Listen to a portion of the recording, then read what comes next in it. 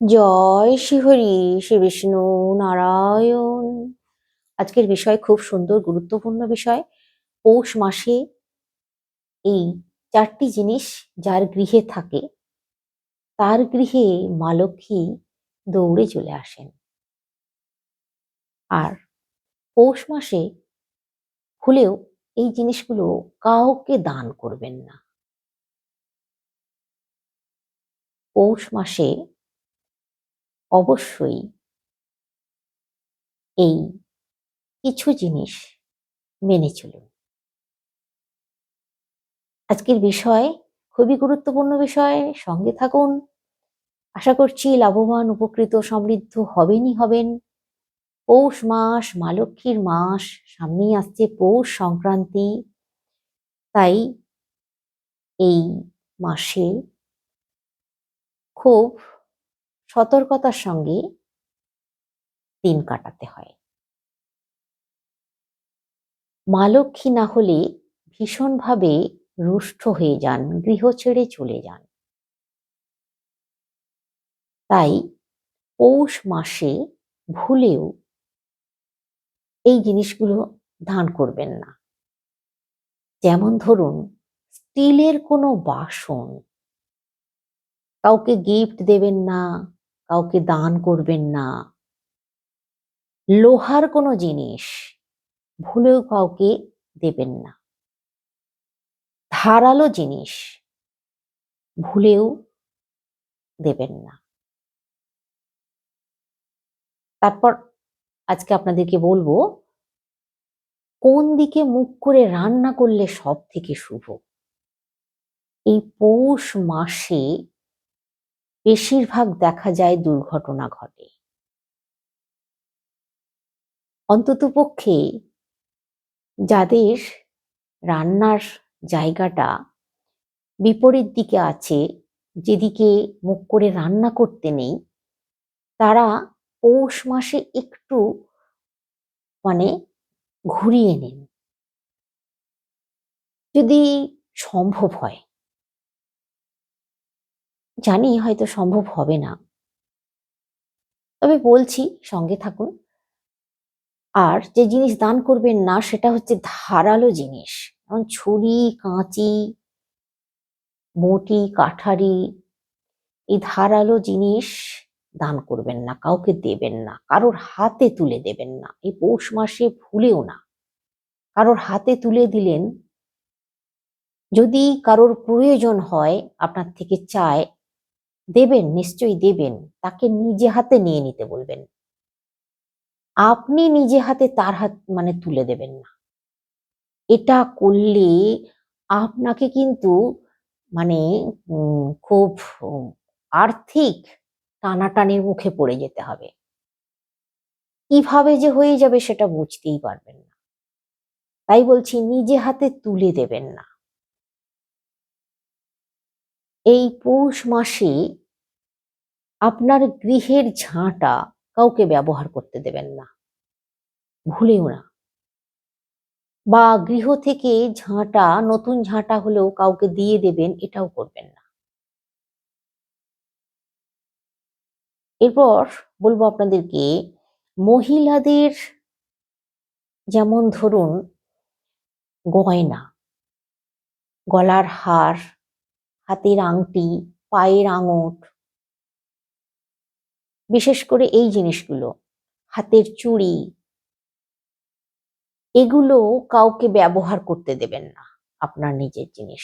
শুধু পৌষ মাস বলে না, কোনো সময়ই কিন্তু এগুলো নিজের জিনিস, গয়না কাউকে ব্যবহার করতে দেবেন না। এগুলো হচ্ছে সৌভাগ্যের জিনিস। নিজের সৌভাগ্যটাকে অন্যের হাতে তুলে দেবেন না, ভুলেও না। তারপর সিঁদুর। এই পৌষ মাসে সিঁদুর, নিজের সিঁদুর কৌটো থেকে কাউকে সিঁদুর পরাবেন না, পরতে দেবেন না, ভুলেও না। আর পৌষ মাসে সিঁদুর কাউকে দানও করবেন না।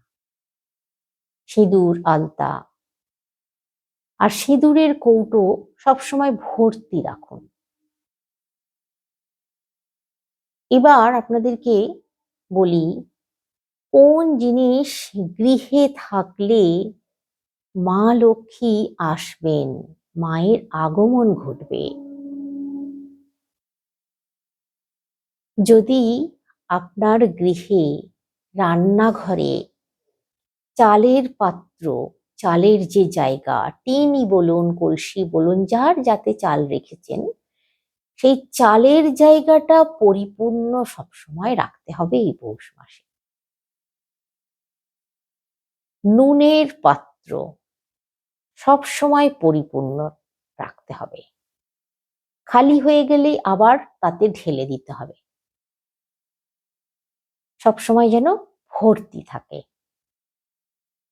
এবার বলি, ঠাকুর ঘরে, ঠাকুর ঘরে গঙ্গা জলের জায়গা, মানে গঙ্গা জলের পাত্র বা জলের পাত্র সবসময় ভর্তি করে রাখতে হবে। খালি পাত্র বসিয়ে রাখা যাবে না।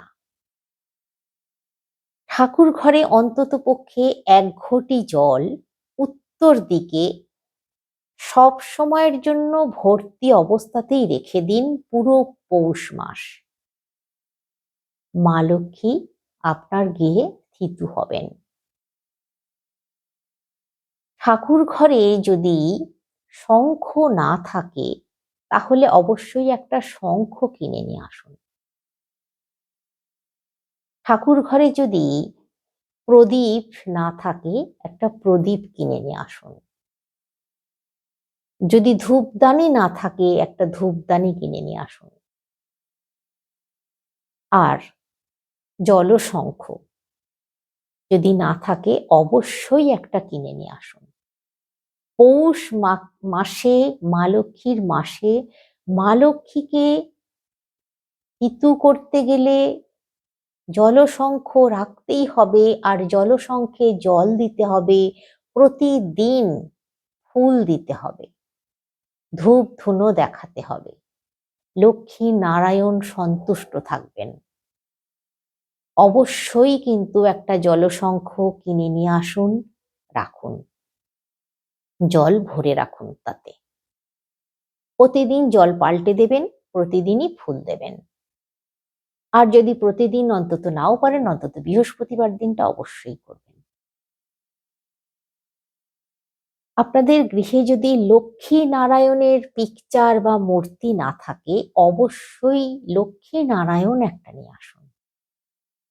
লক্ষ্মী নারায়ণ একসাথে আছে সেইভাবেও নিতে পারেন, আবার আলাদা আলাদাও নিতে পারেন, কোনো অসুবিধে নেই। অবশ্যই কিন্তু এগুলো মেনে চলুন। ঠাকুর ঘরে যখন আপনারা বৃহস্পতিবার পুজো করবেন অবশ্যই পান সুপারি মা লক্ষ্মীর ঘটে দেবেন। পান সুপারি অবশ্যই নিয়ে আসবেন, অবশ্যই। আমি আপনাদেরকে বলছিলাম যে কোন জিনিসগুলো আনলে মা লক্ষ্মী দৌড়ে আসবেন। ভালো করে শুনুন, এই জিনিসগুলো অবশ্যই নিয়ে আসুন। পৌষ মাসের বৃহস্পতিবার বা পৌষ সংক্রান্তির দিন অবশ্যই আপনারা আতপ চালের গুঁড়ি, মানে আতপ চাল ভিজিয়ে রাখবেন। আতপ চাল নিয়ে আসবেন কিনে, সেটাকে ভিজিয়ে রাখবেন। আগের দিন কিনে নিয়ে আসবেন, ভিজিয়ে রাখবেন রাত্রে। পরের দিন ওটাকে বেটে ওই চালের গুঁড়ি দিয়ে, আতপ চালের, মায়ের চরণ এঁকে দেবেন। এটা করবেন খড়ি মাটি দিয়ে নয়, আতপ চালের গুঁড়ি দিয়ে। মা লক্ষ্মী তাহলে গৃহে সত্যি বলছি আসবেন, আসবেনই আসবেন। আতপ চালের বাটা দিয়ে বা আতপ চাল আপনারা যেভাবে বেটে নেবেন, মিক্সিতে বেটে নিতে পারেন যদি আপনার মিক্সি ঠেকাঠেকির মধ্যে না থাকে পেঁয়াজ রসুনের, তাহলে মিক্সিতে বেটে নিতে পারেন বা শিলে বেটে নিতে পারেন। অল্প এইটুকু চাল, এইটুকু আতপ চাল ভিজিয়ে দিলেই হবে। দিয়ে একটু বেটে নেবেন, একটু একটা নোড়া দিয়ে একটু ঘষে নিলেই হয়ে যায়। ওইটা দিয়ে যেমন ভাবে আলপনা দেন, আপনারা আলপনা দেবেন, মায়ের চরণ এঁকে দেবেন। এটা যদি করতে পারেন পৌষ মাসের বৃহস্পতিবার আর পৌষ সংক্রান্তির দিন অবশ্যই, তাহলে মাকে কেউ বাধা দেবে না।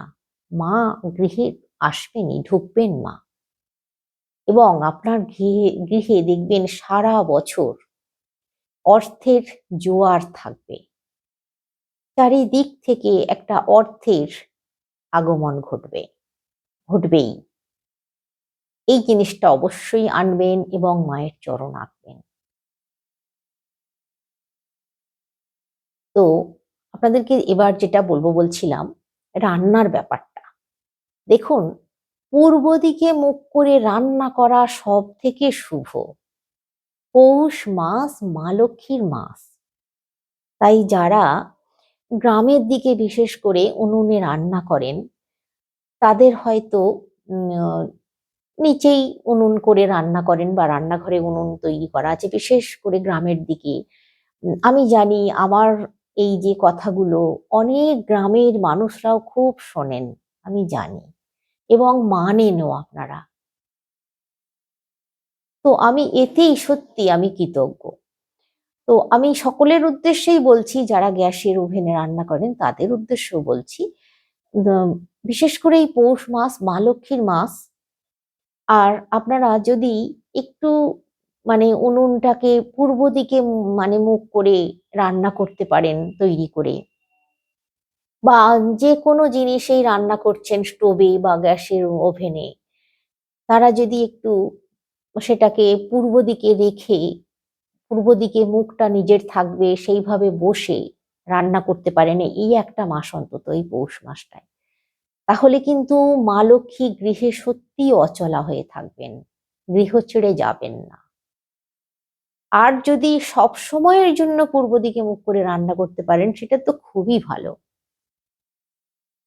কোন দিকে মুখ করে রান্না করা খুবই জানেন খারাপ? উত্তর দিকে মুখ করে আর দক্ষিণ দিকে মুখ করে রান্না করা সব থেকে অশুভ। যিনি রান্না করেন তিনি হামেশাই অসুস্থ হবেন, তিনি ভালো থাকবেন না কোনো সময়, তারপরে দুর্ঘটনা ঘটার সম্ভাবনাও কিন্তু প্রবল থাকে। পশ্চিম দিকে মুখ করে রান্না তবু করা যায়। পশ্চিম দিকে মুখ করে রান্না করলে একটু যিনি রান্না বান্না করেন তার মানে শারীরিক একটু প্রবলেম দেখা দেয়, যেমন ধরুন ব্যথা বেদনা, এইগুলো কিন্তু একটু বেড়ে যায়, সম্ভাবনা থাকে সবসময়।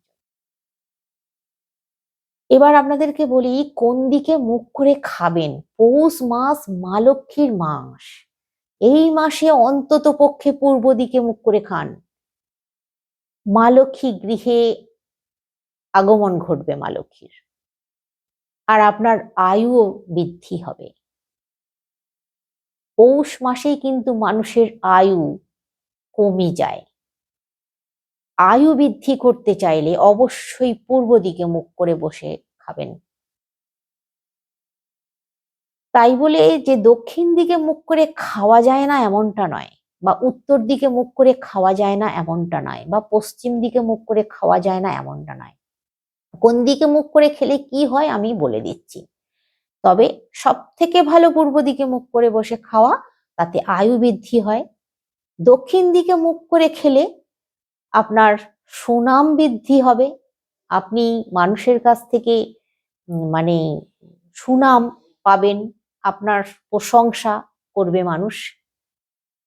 পশ্চিম দিকে মুখ করে খেলে ধনী হওয়া যায়, জানেন তো? পশ্চিম দিকে মুখ করে খেলে অর্থনৈতিক দিক থেকে ধনী হওয়া যায়, অর্থের উন্নতি আসে। আর উত্তর দিকে মুখ করে কারা খাবেন? যারা চাকরি বাকরি করছেন, ব্যবসা করছেন, তারা অবশ্যই উত্তর দিকে মুখ করে খান। তাতে করে কি হবে? আপনার রোজগারটা স্টেবল হবে, আপনার খুব ভালো হবে রোজগার, খুব ভালোভাবে আপনি কাজও করতে পারবেন উত্তর দিকে মুখ করে খেলে। উত্তর দিকে মুখ করে খেলে কর্মে সফলতা আসে। তো আপনাদেরকে বলে দিলাম, তাই ভয় পাওয়ার কিছু নেই। আপনারা যেদিকে খুশি মুখ রেখে খেতে পারেন, তবে এই পৌষ মাসে পূর্ব দিকে মুখ রেখে খান। পৌষ মাসেই মানুষের আয়ু হ্রাস পায়। পৌষ মাসটাকে খুব মেনে চলতে হয়। তো এই কাজটা করুন, দেখবেন মা লক্ষ্মী আপনার ঘরে সত্যিই আসবেন, ছুটে ছুটে আসবেন।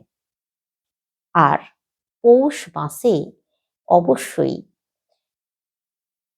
আপনারা চেষ্টা করবেন সকালে ঘুম থেকে উঠেই শঙ্খধ্বনি করার। সকালে ঘুম থেকে উঠে মানে হাত মুখ ধুয়ে জামা কাপড় ছেড়ে শঙ্খধ্বনি করার। স্নান করেই যে বাজাতে হবে এমনটা নয়, শঙ্খধ্বনি অবশ্যই করুন সকালে। এতেও কিন্তু মা লক্ষ্মী গৃহে আগমন ঘটে মা লক্ষ্মীর। পৌষ মাসে ধান, নতুন যে ধান ওঠে, এই ধান অন্ততপক্ষে পৌষের বৃহস্পতিবার বা পৌষ মাসের যে কোনো দিন ধান কিনে নিয়ে আসুন। নতুন ধান কিনে নিয়ে আসুন। কতটা নেবেন? 300 গ্রাম নতুন ধান কিনে নিয়ে আসুন। 300 গ্রাম নিয়ে এসে একটা তামার ঘটিতে বা বেতের কুনকে যদি থাকে তাতে ভর্তি করুন, বা কাঁসার বাটিতে ভর্তি করে দিন, ঢেলে দিন তাতে 300 গ্রাম চাল। এমন পাত্র নেবেন যেন তাতে ভর্তি হয়ে যায় এই চালটা, এই ধানটা। অবশ্যই গৃহে আনবেন এবং নিয়ে এসে ওই পাত্রের মধ্যে ঢেলে আপনারা আপনাদের রান্নাঘরের ঈশান কোণে অথবা যেখানে ঠাকুর দেবতার স্থান আছে সেইখানে ঈশান কোণে অথবা উত্তর দিকে, রান্নাঘরে যদি হয় তাহলে কিন্তু ঈশান কোণেই বসাতে হবে, একটা পিঁড়ের ওপরে বসাতে হবে, বা নিচে কোনো শালু কাপড় পেতে দেবেন, কাপড় ভাঁজ করে দেবেন, পরিষ্কার পরিচ্ছন্ন নতুন কাপড় ভাঁজ করে দেবেন, তার উপরে রেখে দেবেন, না হলে একটা পিঁড়ের উপরে রাখবেন। যদি রেখে দিতে পারেন ধান কিনে নিয়ে এসে, তাহলেও কিন্তু অত্যন্ত শুভ। মা লক্ষ্মী তার গৃহে আসেন, আগমন ঘটে তার গৃহে। পৌষ মাসে কড়ি কিনে নিয়ে আসবেন 5টা, আর ওই 5টা কড়ি ধানের উপরে দিয়ে দেবেন। এটা লাস্ট বলে দিলাম, অত্যন্ত শুভ, অত্যন্ত শুভ। পৌষ মাসে মা লক্ষ্মীকে গৃহে ধরে রাখতে চাইলে, মা লক্ষ্মীর আগমন যাতে ঘটে, যদি মনে হয় আপনাদের মা লক্ষ্মীর আগমন ঘটবে আমার গৃহে, তাহলে এই জিনিসগুলো অবশ্যই নিয়ে আসুন। আর আমি যেভাবে বললাম সেইভাবে রাখুন, দেখবেন আপনাদের আর্থিক সচ্ছলতা আসবেই আসবে, আপনাদের সৌভাগ্য আসবেই আসবে, দারিদ্রতা দূরে চলে যাবে, গৃহে শান্তি বিরাজ করবে সদা সর্বদা। সারা বছর খুব ভালো থাকবেন, খুব সুস্থ থাকবেন, আর্থিক উন্নতি করতে পারবেন। আজকে রাখছি, সকলে সুস্থ থাকুন, ভালো থাকুন। শ্রীহরি শ্রী বিষ্ণু নারায়ণের কৃপায়।